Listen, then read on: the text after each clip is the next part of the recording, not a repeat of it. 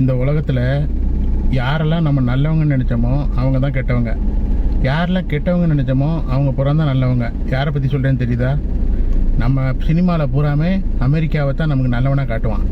எதிரியாக யாரெல்லாம் காட்டுவான்னு பார்த்தீங்கன்னா ரஷ்யாவையும் சீனாவையும் காமிப்பான். ஆனால் உண்மையிலே யார் நல்லவனுன்னா அவனு தான் நல்லவனுங்க. சீனாக்காரன் நல்லவன் தான், ரஷ்யாக்காரன் நல்லவன் தான், வடகொரியாக்காரன் நல்லவன் தான், எல்லோரும் நல்லவன் தான். அமெரிக்காக்காரன் என்னெல்லாம் சொல்கிறானோ அதெல்லாம் யாரெல்லாம் கேட்கலையோ அவன் பூரா கெட்டவன் தான் நமக்கு வந்து ப்ரொஜெக்ட் பண்ணியிருக்கான். சினிமா மூலமாக அதை தான் நம்மக்கிட்ட பரப்பியிருக்கான். அவன் வீட்டில் என்ன இருக்குன்னு பார்க்க வேண்டியது உன் வேலை இல்லைல்ல, உன்கிட்ட நீ வச்சுக்க கூடாது. அப்போ நானே வச்சிருக்கல நீ எப்படி வச்சிருக்கலான்னு கேட்டால் அது தப்பு.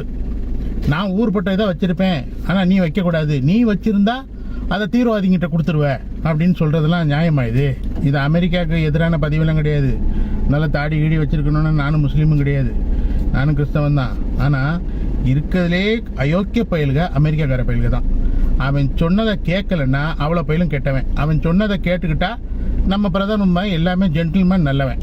நம்ம பிரதமர் என்ன பண்ணார்? கேட்ட இடத்தெல்லாம் கையெழுத்து போட்டு கொடுத்தாரு. அவன் எங்கெல்லாம் என்ன பொருள்லாம் வாங்க வேணான்னு சொன்னோன்னா அங்கே போகிற அது வாங்கலை. ரஷ்யாவில் பெட்ரோல் வாங்கக்கூடாதுன்னாரு. ஆனால் இன்றைக்கி பாருங்கள், இன்றைக்கி ரேட்டு கேஸ் சிலிண்டரோட விலை வந்து 60 ரூபா ஏறி இருக்குது. வணிக பயன்பாட்டோட சிலிண்டரு அது வந்து 114 ரூபா ஏறி இருக்குது. காரணம் என்னன்னு கேட்டிங்கன்னா ஈரான் அமெரிக்கா போர். இதே மற்ற நாடுகளில் நம்ம வாங்கியிருந்தோம்னா விலை கம்மியான இடத்துல நம்மளை வாங்க விடலை.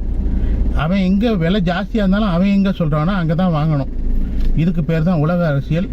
இதைத்தான் நம்ம பிரதமர் ராஜதந்திரம் அப்படின்னு சொல்லி பின்னாடி சொம்பு தூக்கிக்கிட்டு அவர் என்ன சொன்னாலும் சொம்பு தூக்கிக்கிட்டு திரிகிறாங்க பாருங்கள். நம்ம நாட்டுக்குள்ளேயும் தமிழ்நாட்டிலையும் சொம்பு தூக்குறாங்க. அது வேற இருக்குது. ட்ரம்ப்பு நிறைய நாடுகளை குரங்கா ஆட்டி வைக்கிறார். அந்த குரங்கில் ஒரு ஆளாக தான் நம்மளும் இன்றைக்கி இருக்கோம். அவன் சொல்கிறதெல்லாம் கேட்குறோம், அவர் சொன்னதெல்லாம் கையெழுத்து போடுறோம். இதான் நம்ம நிலைமை. இன்னும் இது மட்டும் இல்லை, பெட்ரோல் விலை இன்னும் ஏறும், டீசல் விலை இன்னும் ஏறும், சிலிண்டர் விலை இன்னும் ஏறும், தங்கம் விலை இன்னும் ஏறும். எல்லாத்துக்கும் காரணம் என்னன்னு பார்த்தீங்கன்னா இந்த ஏகாதிபத்தியம் தான், இந்த எதேச்சதிகாரம் தான். அமெரிக்காக்காரனோட தலையீடு இருந்துச்சுன்னா ஒரு நாடு பொருளாதாரத்தில் நாசமாக போகுங்கிறதுக்கு இது ஒரு நல்ல உதாரணம். இது தொடரும். இந்த போர் வந்து நிற்காது.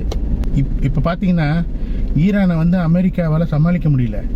ஈரான் தாக்குதல் நடத்திட்டு இருக்கு இல்லையா, அந்த ஏவுகணை தாக்குதலை சமாளிக்கிற அளவுக்கு நம்மகிட்ட திறன் இல்லை, அது முடிஞ்சு போச்சுன்னு சொல்லி பென்டகனே அறிக்கை கொடுத்துருச்சு. அந்த அளவுக்கு ஈரான் வந்து ஆயுத பலமிக்க நாடாக தான் இருக்குது. அப்போது அதுக்கு முன்னோடி யாருன்னு பார்த்தோன்னா நீ வச்சிருக்க போய் தானே அவன் வச்சுருக்கான். அதை நீ யோசிக்கணும்ல. அவனை மட்டும் குறை சொல்லி என்ன பிரயோஜனம்? நீ அடிச்சிருவியேங்கிற பயத்தில் தான் அவன் நிறைய தயாரித்து வச்சுருக்கான். இது வடகொரிய அதிபர் வச்சிருக்காரு ஊர்பட்ட அணு ஆயுதங்களை. நீ அவர்கிட்ட போய் தீண்டி பாரு, அவன் வந்து பாருன்னு தான் நிற்கிறான். அவனை ஒன்றாலும் உங்களெல்லாம் ஒன்றுமே பண்ண முடியல. அவனை அமெரிக்காவாலேயும் ஒன்றும் பண்ண முடியல, வேறு எந்த நாட்டுனாலையும் ஒன்றும் பண்ண முடியல. அவன் வெயிட் பண்ணிகிட்டே இருக்கான் எவன் வருவான்னு சொல்லிட்டு.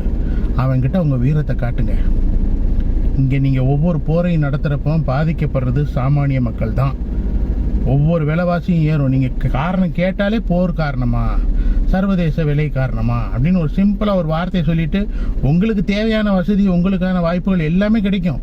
நீங்கள் பெட்ரோல் போடுறதுக்கு கஷ்டப்பட போகிறீங்களா, இல்லை வீட்டில் ஏசி போடுறதுக்கு கஷ்டப்பட போகிறீங்களா, இல்லைன்னா காரில் போகிறதுக்கோ, இல்லைன்னா வீட்டு சாமான் வாங்குறதுக்கோ சாப்பிட்றதுக்கோ நீங்கள் கஷ்டப்பட போகிறீங்களா? கஷ்டப்படுறது பூராமே அடித்தட்டு மக்கள் தான். முதல்ல நல்ல ஆட்சியாளர்கள் தங்களோட நாட்டு மக்கள் கஷ்டப்படுறதை விரும்ப மாட்டாங்க. அப்படி கஷ்டப்படுறத விரும்புகிற ஆட்சியாளர்களே இல்லை. பேசாமல் அவங்க அந்த ஆட்சியை விட்டுட்டு தூர போயிடலாம். அதான் பெஸ்ட்டு. அதுக்கு சொம்பு தூக்கிக்கிட்டும் யாரும் தெரிய வேண்டாம். இது அதை விட மோசம். அது முதல்ல அதை புரிஞ்சுக்கோங்க.